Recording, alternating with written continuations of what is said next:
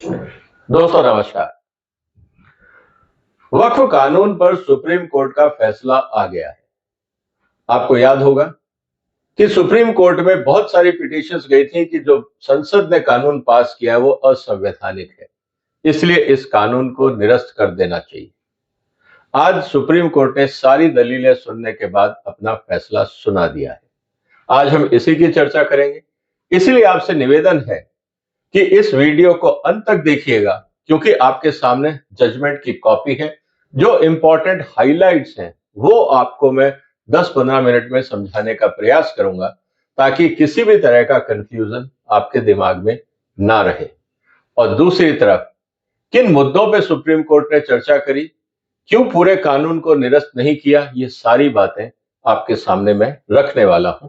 इसीलिए निवेदन है कि इस वीडियो को शेयर भी करिएगा, ताकि सही जानकारी लोगों तक पहुंचे, और इस चैनल को सपोर्ट करिए और सब्सक्राइब भी करिए।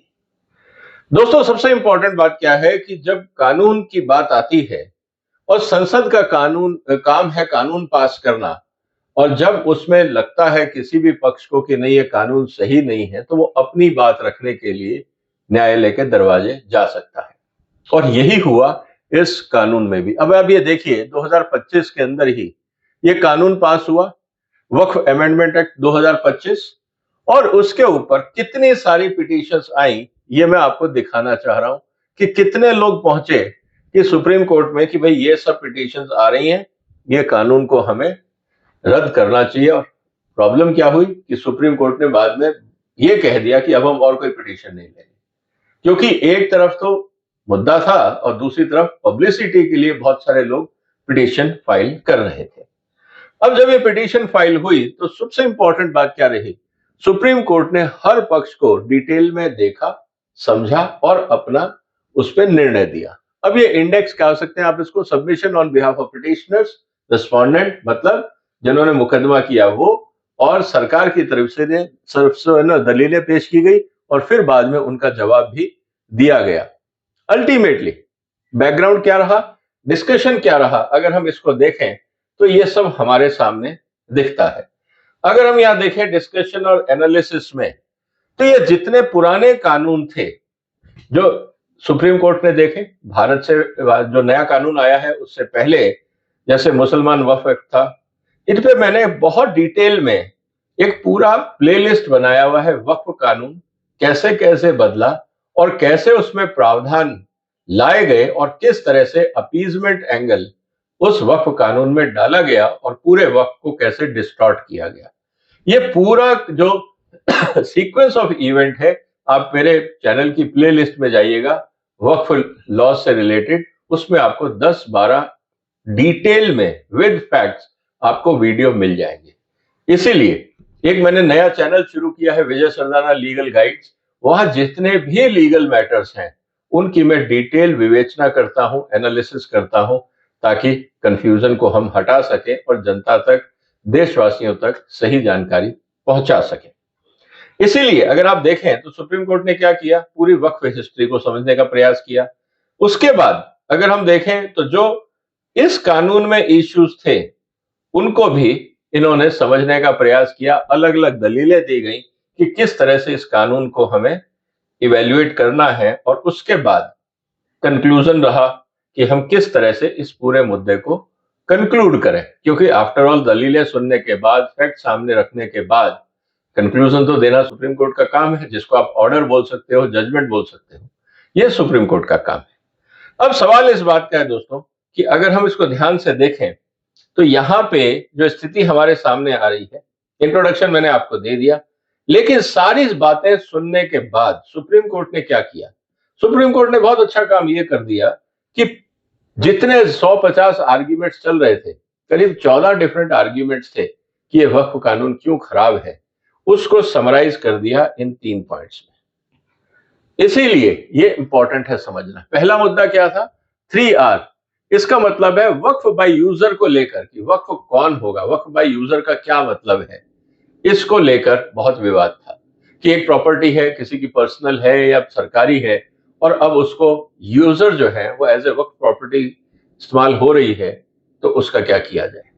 दूसरा मुद्दा यह था कि जो चैलेंज है special provision for the government properties under section 3C, क्योंकि बहुत सारी सरकारी जमीनें ऐसी हैं जिसको वक्फ डिक्लेयर कर दिया गया, उसका क्या होगा? क्या जो सरकारी जमीन को वक्फ डिक्लेयर कर दोगे तो कल आप पार्लियामेंट हाउस को, रेलवे स्टेशन को, एयरपोर्ट को, डिफेंस कैंटोनमेंट को, आप किसी को भी वक्फ डिक्लेयर कर दीजिए और वो आपकी हो जाएगी। उस पर क्या प्रावधान होने चाहिए, क्योंकि कानून में बहुत क्लियरली उसको बताया गया है।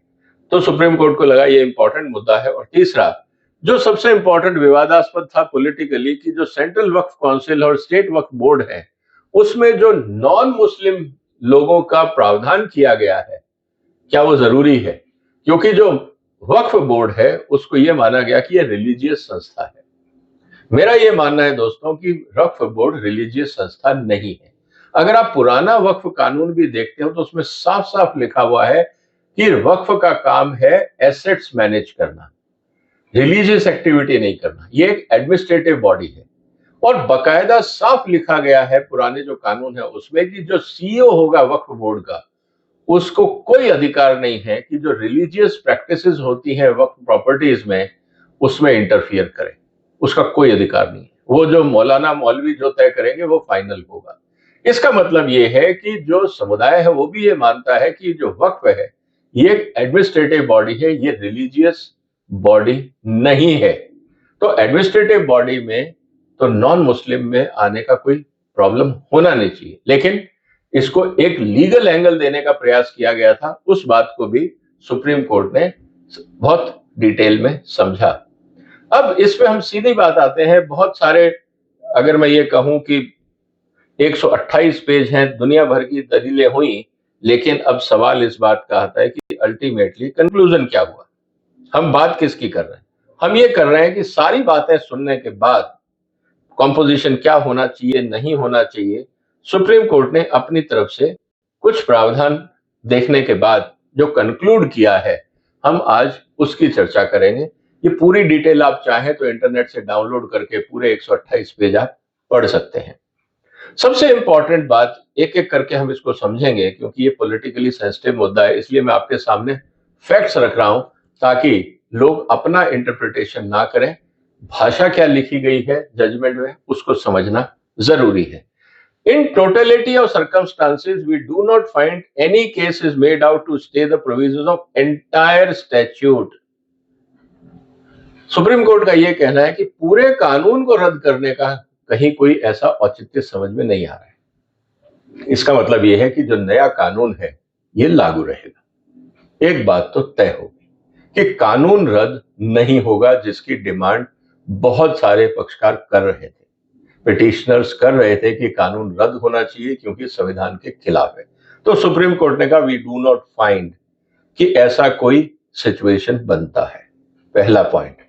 दूसरा, the prayer for stay of impeachment act therefore rejected. उन्होंने कहा साहब हम कानून रद्द नहीं कर सकते, जो आपने कहा है कि रद्द होना चाहिए हमें उसमें कोई औचित्य नहीं दिखता है। तो सरकार की पहली जीत तो यह हो गई कि ठीक है, आपने जो कानून बनाया ऑन एन एवरेज ओवरऑल ठीक है। तो ये बात तो बहुत क्लियर हो गई कि सुप्रीम कोर्ट ने कानून को स्ट्रक डाउन नहीं किया है। ये बात अगर आप लोग आपस में चर्चा करें तो इस बात को क्लियर कर लीजिएगा।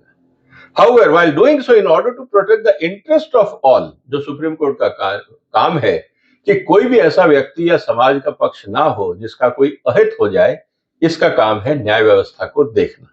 इसीलिए उन्होंने क्या कहा कि we of all the parties and balance the equities during the pendency of the batch matter, we will issue the following directions. अब ये पूरी कार्रवाई खत्म नहीं हुई है, अब ये कई लेवल पे ये बहस चलेगी, लेकिन सवाल इस बात का है कि सुप्रीम कोर्ट ने ये कहा है कि देखिए हम जो कह रहे हैं कि किसी के साथ अहित ना हो, इसलिए हम कुछ सुझाव और कुछ मुद्दों पर हम स्टे लगा रहे हैं।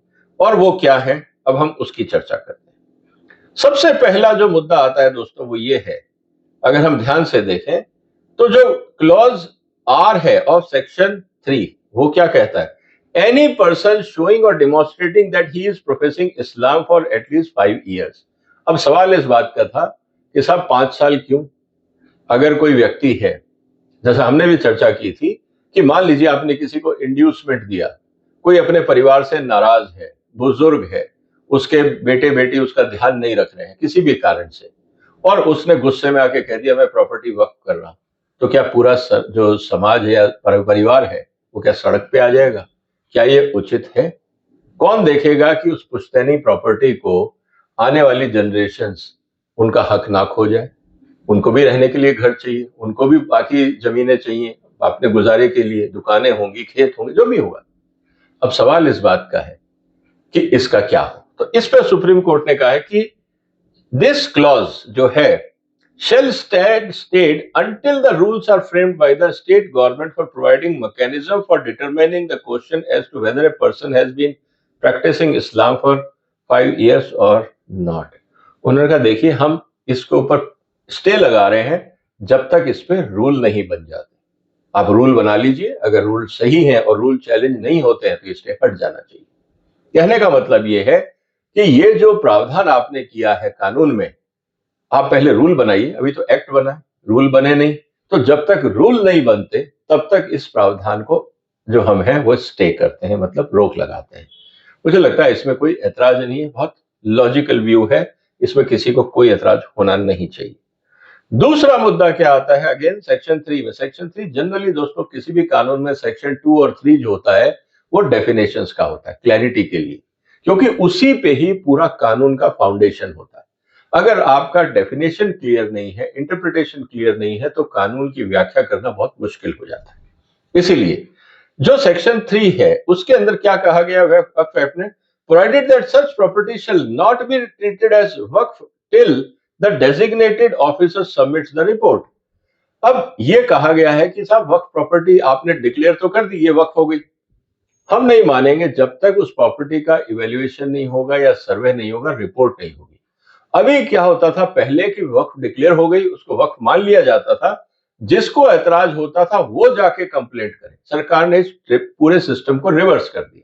कहीं आप सरकारी जमीन को या फौजी जमीन को या चरागाह की जमीन को आपने वक्फ डिक्लेयर कर दिया, वक्फ बोर्ड उसको लिख देते थे ये वक्फ प्रॉपर्टी है, अब आप कौन लड़ेगा, अब लड़ते रहिए आप, वो सार्वजनिक जमीन थी। अब ये कहा गया है कि जब तक वक्फ नहीं, जब तक वो जो रिपोर्ट है लोकल ऑफिसर की, जब तक वो नहीं आएगी तब तक हम इसको रखेंगे पेंडेंसी में कि आपने कहा ये वक्फ है लेकिन इसका वेरिफिकेशन हो जाए फिर हम इसको वक्फ मानेंगे, तब तक हम इसको वक्फ नहीं मानेंगे। ये प्रावधान था। इसमें सुप्रीम कोर्ट ने क्या कहा था, in case of designated officer determines the property to be a government property, he shall make the necessary correction in revenue records and submit a report in this regard to the state government. आप वक्फ property है या नहीं उस पर report बनाएं, revenue record change करें और स्टेट गवर्नमेंट को बताएं कि ये वास्तव में वक्फ प्रॉपर्टी है या नहीं है। और उसके अलावा जो कानून में प्रावधान है वो ये है कि state government shall on receipt of the report of designated officer direct the board to make appropriate corrections in the record।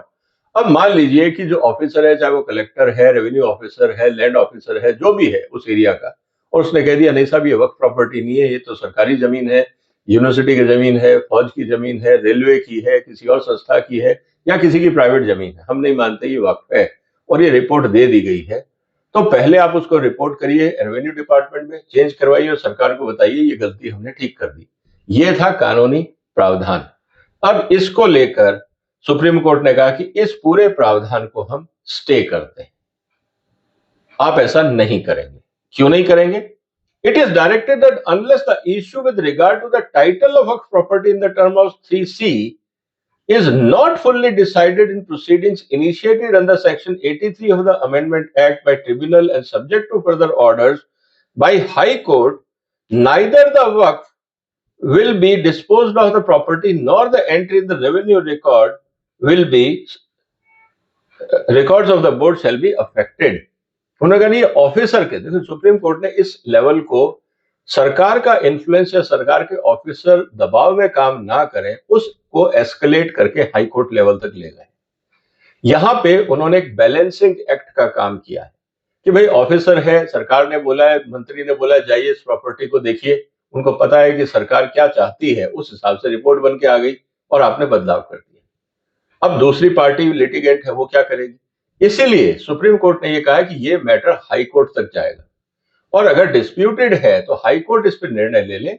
जब तक हाई कोर्ट निर्णय नहीं लेता है तब तक ना तो वक्फ प्रॉपर्टी का जो है उसको आप डिस्पोज ऑफ कर पाएंगे, ना रेवेन्यू रिकॉर्ड चेंज कर पाएंगे। इसका मतलब ये है कि जितनी भी डिस्प्यूटेड प्रॉपर्टीज हैं, अब सब उनको हाई कोर्ट जाके उसके ऊपर कार्रवाई होगी, उसके बाद ही इसके अंदर आप कुछ चेंज कर पाएंगे। अब सवाल इस बात का है दोस्तों कि ये सेक्शन जो है वो सेक्शन 83 इस अमेंडेड एक्ट में दिया गया है कि अगर आपको डिस्प्यूट है तो आप हाई कोर्ट जाइए। पहले ये था इस पूरे पुराने वक्फ कानून में कि हाई कोर्ट की जगह ही नहीं थी, कि जो वक्फ काउंसिल ने या वक्फ बोर्ड ने डिसाइड कर दिया वो फाइनल। ये अपने आप में कानून था। सरकार ने उसको बैलेंस करने के लिए जुडिशरी को बीच में लाए, लेकिन जो एग्जिस्टिंग प्रॉपर्टीज थी या डिस्प्यूटेड थी उसमें एग्जीक्यूटिव का रोल काफी हो गया था। उसको सुप्रीम कोर्ट ने थोड़ा सा डाइल्यूट करके ये कहा है कि ये जो चीजें हैं, ये हाई कोर्ट जब तक मुद्दे को नहीं सुन लेता और डायरेक्शन नहीं दे देता तब तक आप नहीं करेंगे। मुझे लगता है कि सरकार को इसमें दिक्कत होनी नहीं चाहिए। हालांकि प्रोसेस लंबा होगा, थोड़ा टाइम लगेगा, एफर्ट्स ज्यादा लगेंगे, रिसोर्सेज ज्यादा लगेंगे। हाईकोर्ट को शायद एक सेपरेट बेंच बनानी पड़े जो सिर्फ वक्फ डिस्प्यूटेड प्रॉपर्टीज को ही देखे। अगर सरकार के पास कानून के हिसाब से पेपर है, मान लीजिए रेलवे प्रॉपर्टी, ऑब्वियसली रेलवे का नक्शा होगा, रेलवे साइडिंग का नक्शा होगा, डिफेंस की जमीनें होंगी, चारागाह की जमीनें होंगी, रेवेन्यू रिकॉर्ड सरकार के पास हिस्टोरिकली होंगे। सरकार उसको दिखा के हाई कोर्ट से परमिशन ले सकती है। लेकिन इसमें यह है कि एक कुशनिंग की अपॉर्चुनिटी सुप्रीम कोर्ट ने दे दी है।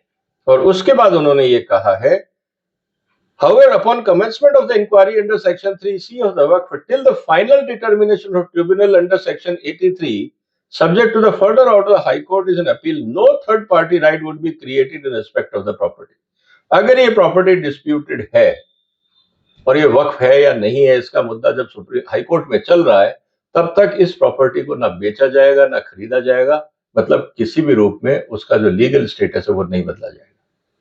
इस बात को लेकर एक इंपॉर्टेंट डेवलपमेंट ये है कि वक्फ प्रॉपर्टी अब डिस्पोज ऑफ भी नहीं हो सकती, आप उसको किराए में भी नहीं दे सकते, क्योंकि थर्ड पार्टी राइट्स आप उसमें क्रिएट नहीं कर सकते। आप नहीं कह सकते कि साहब अब ये रेंटल राइट्स मेरे हैं, आप वो भी कार्रवाई नहीं कर पाएंगे। इसके अलावा इंपॉर्टेंट चीज आती है कि साहब जो वक्फ में लोग थे उसकी कॉम्पोजिशन जो थी उसका क्या होगा। सेक्शन 9 जो है वो ये बोलता है कि साहब वक्फ काउंसिल की जो बात है कि साहब इसमें नॉन मुस्लिम कैसे आ गए, इसको लेके बहुत था कि भाई इसमें तो 100% मुस्लिम होने चाहिए। मेरे को लगता है सुप्रीम कोर्ट ने इस बात को समझा कि एडमिनिस्ट्रेटिव एफर्ट है, इसमें बहुत सारी ऐसी प्रॉपर्टीज होंगी जहां पे आपको टेक्निकल एक्सपर्टाइज की जरूरत होगी। हो सकता है सरकार को लगे कि कोई एक्सपर्ट है जो पूरी वक्फ प्रॉपर्टी या मैनेजमेंट के अंदर हेल्प कर सकता है। वो लीगल एक्सपर्ट भी हो सकता है, वो फाइनेंशियल एक्सपर्ट भी हो सकते हैं, वो टेक्निकल भी हो सकते हैं, वो सिविल इंजीनियर्स भी हो सकते हैं, कोई भी हो सकते हैं। हर आदमी रिलीजियस हो ये जरूरी नहीं है। इसीलिए सुप्रीम कोर्ट ने ये कहा कि भाई आप जो बना रहे हो उसमें not more than 4 non Muslim members out of 22 member हैं वक्फ काउंसिल में। तो आप जो वक्फ काउंसिल बना रहे हो उसमें 22 में से 4 आप नॉन मुस्लिम रख सकते हो। कल को आपने मान लीजिए 20 लोग बैठा दिए नॉन मुस्लिम, तो जो कैरेक्टर ऑफ बॉडी है वो डैमेज हो सकता है, वहां कंफ्लिक्ट आ सकते हैं। तो रिलीजियस पॉइंट ऑफ व्यू से वक्फ का कैरेक्टर मेंटेन करते हुए उसमें नॉन मुस्लिम्स की जो एसेंशियल सर्विसेज हो सकती हैं उसको जस्टिफाई करते हुए सुप्रीम कोर्ट ने कहा आप 4 जो मेंबर हैं वो आप उसमें डाल सकते हैं। लेकिन दोस्तों इससे लोगों को लगेगा कि फिर तो फैसला कैसे होगा।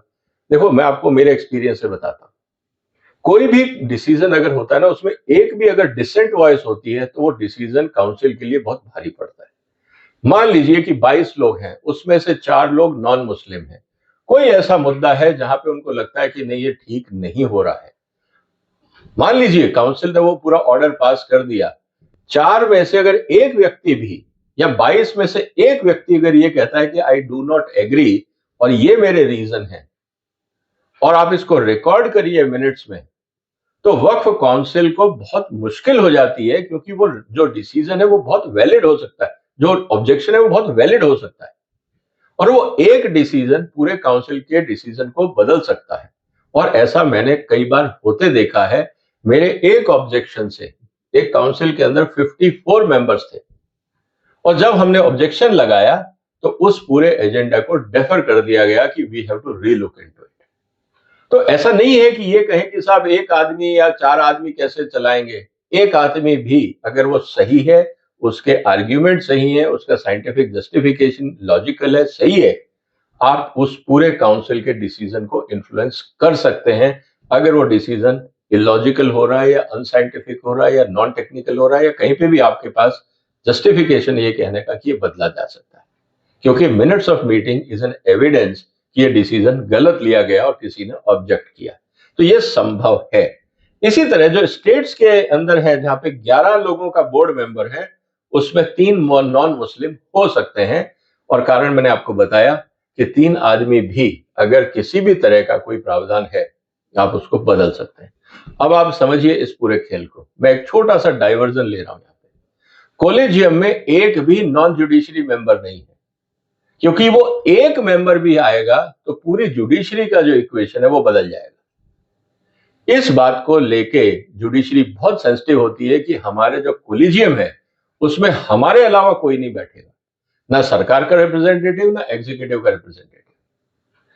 उनको पता है कि एक आदमी भी पूरे सिस्टम को ओपन अप कर सकता है, एक्सपोज कर सकता है, डिस्टॉर्ट कर सकता है, ये उनको पता है।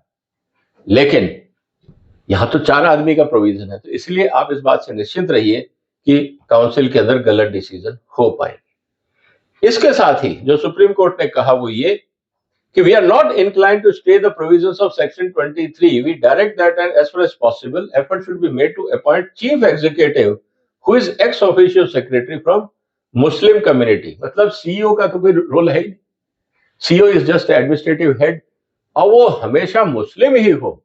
सुप्रीम कोर्ट ने कहा हम इसमें स्टे करने का हमें कोई औचित्य नहीं दिखता है। हम जो आपको बता रहे हैं वो बहुत क्लियर है कि जहां तक हो सके आप प्रेफर करिए कि कोई टैलेंटेड मुस्लिम व्यक्ति पकड़िए जिसको आप सीईओ बनाएं। अगर आपको लगता है कि वहां नहीं मिल पा रहा है, कोई छोटा स्टेट है, कोई ऐसा डिस्ट्रिक्ट है जहां नहीं मिल पा रहा है या कोई और कारण है, तो आप नॉन मुस्लिम को भी रख सकते हैं, लेकिन हम ब्लैंकेट इस पे स्टे नहीं लगा रहे हैं। इस बात को उन्होंने साफ कह दिया कि we are not inclined to stay this provision. तो इसका मतलब यहां पे भी सुप्रीम कोर्ट ने बहुत अच्छा बैलेंसिंग एक्ट किया है। वी ऑल्सो क्लैरिफाई, इसमें उन्होंने कहा है that what we are observed by us, however, is upon prima facie consideration for the purpose of examining as to whether an interim stay should be granted or not to the imposed act or provisions of contained therein. The observation, therefore, above will not prevent the parties from making submissions with regard to the validity of provisions contained in the amendment and any other provision. हमने जो अभी तक आपको 3 बातों के लिए कहा है, उस पे हमने अपना निर्णय दिया है, जो हमें इमीडिएटली महत्वपूर्ण लगी। इसके अलावा भी अगर किसी पार्टी को लगता है कि कोई और प्रोविजंस में कहीं और कोई दिक्कतें हैं, तो आपका अधिकार है, आप कोर्ट जा सकते हैं उनके खिलाफ, आप अपनी अपील दायर कर सकते हैं, उसको रोक नहीं रहे। लेकिन हमें जो सही लगा, जो महत्वपूर्ण, सबसे महत्वपूर्ण मुद्दे थे चर्चा में जो आए, उसको लेकर हमने अपना निर्णय सुना दिया है। और ये बात जो जजमेंट आया है, ये signed by chief justice of India and जज श्री जॉर्ज मसाई, तारीख 15 सितंबर, आज की बात हम कर रहे हैं। कहने का मतलब यह है दोस्तों, आपके सामने मैंने इस पूरे जजमेंट को एक्सप्लेन कर दिया। उम्मीद है कि आप बहुत कुछ क्लैरिटी आपको आ गई होगी, और निवेदन है कि ये जो नया चैनल है लीगल गाइड्स, विजय सरदाना लीगल गाइड्स, जिसको आप सपोर्ट करें, शेयर करें, और अगर आप इस पूरे डॉक्यूमेंट को पढ़ना चाहते हैं तो डिटेल आपके सामने है, आप डाउनलोड करके पढ़ भी सकते हैं। उम्मीद है आप इस चैनल को सपोर्ट करेंगे, वीडियो को शेयर करेंगे। अपना ध्यान रखिएगा। फिलहाल वंदे मातरम।